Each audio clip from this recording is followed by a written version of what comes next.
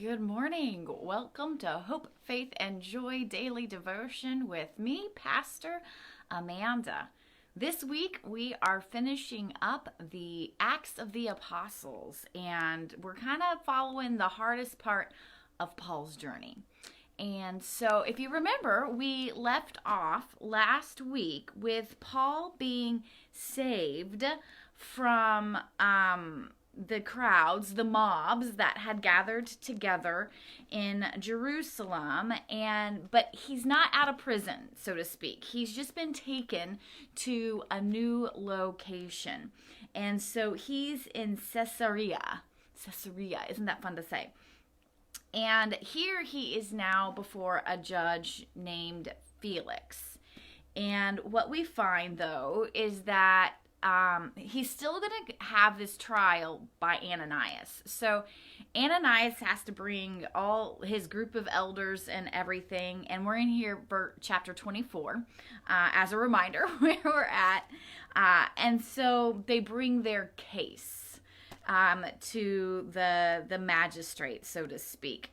And of course, Ananias gets to begin, and he is full of saying nice things to Felix. And Your Excellency, because of you, we have long enjoyed peace and reforms. And we have experienced, and we are so grateful for all that you do. So, just kind of sucking up to the magistrate is what Ananias is doing. And he says, that Paul has been a little bit of an agitator. He is an agitator. I love this. He's a pestilent fellow, is what he says. And he even brings up their assumption, their false claim that he's profaned the temple. And it says that, so we seized him. And he says, you'll see this. So, of course, because Paul is a Roman citizen, he does get to have his voice heard also. And so, again, Paul also kind of speaks well of the judge, but he says, you know what? These guys are upset at me for all the wrong reasons. And I was not doing anything. I was being peaceful. I was just going through a purification process in the temple. I didn't invite anybody. I wasn't doing any of this stuff. He goes, the only thing they have against me is that I'm speaking of the resurrection of the body, that it is possible. And so he goes, that's all they have against me. And what we discover, kind of in a neat way, is that Felix himself is aware of Paul's teaching, and they call it the way, is what Paul is doing, is he's teaching about the way. And we also find out that Felix's wife is Jewish herself. So he does have a good comprehension of what's going on here. And so we see that he really doesn't want to deal with Paul, because what happens is we find out that he holds Paul in custody, but he's given freedoms. Paul is given freedoms that not everybody else is given. Like he says, let his friends come in and take care of him, let him do his thing. And we find out that Felix often calls Paul to have a conversation, and that he hopes that Paul will give him money at some point in time. And so really, Felix is like, he wants to take a bribe, because then he can let him go. But at the same time, he's a people pleaser. So he doesn't want the Jewish people to get upset with him, so he keeps him in custody. And he's just not willing to kind of compromise. He enjoys Paul's company. He hopes Paul does something to maybe get himself out.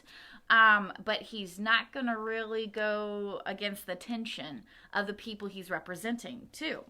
And so what we find out at the end of chapter 24 is that it says, after 2 years had passed, Felix was succeeded by Porcius Festus. I'm probably saying that wrong, but so Paul's been in jail, so to speak, for 2 years now, and Felix has done nothing at all. And so Paul is just left in prison. And we're kind of left wondering, well, what's going on here? But I think what I see in today's scripture is Paul, who's not willing to be a people pleaser, kind of set up against Felix, who is a people pleaser. And like, no justice happens. Nothing happens except that everyone's inconvenienced because no definitive action is taken. And so that's kind of, to me, it's kind of interesting. It goes to show what kind of predicament we can put ourselves in when we're people pleasers. And what happens is, the reality is that Felix's problem, it doesn't go away. He just passes it on to the next person. And I find that interesting because I think sometimes that's what congregations do. Instead of dealing with their problems now, they just pass it on. And it never gets fixed. It just gets passed on because nobody wants to have to deal with it because of people pleasing. And so we see this. Paul is just kind of getting passed on. The problem is getting passed on. And so we need to think about in our own lives, what are we not dealing with? What are we holding on to that if we just deal with it, we could maybe make something better with our lives, but instead we pass it on. And people are like, oh no, it just dies with me. No, your experience of shame and guilt gets passed on to your children. Your bad self-image gets passed on to your children if you don't do something about it. We know about this, like bad eating habits, vices, whether we tell our children to not smoke, if we're smoking, that bad habit actually gets passed down. And that also means that if we're not practicing our faith, if we're doing bad habits in our own faith practices, we're passing that down too. I mean, I just think about how often my family would go on vacation, but my mom still made sure that we had a devotion and we at least remembered that it was church time. We didn't just skip church. We still took time out. And so that good habit was passed down to us as children that, church is important. It comes first. It was not that church came second.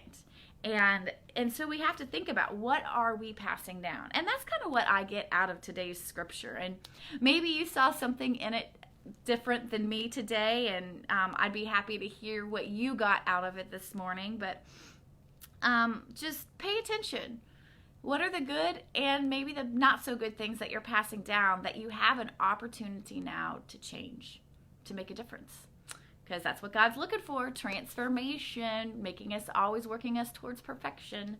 So I appreciate your time this morning, and tomorrow we'll kind of see what happens with Paul starting in chapter 25. So I hope you have a beautiful day, and thanks for joining me, Pastor Amanda, with Hope, Faith, and Joy Daily Devotion.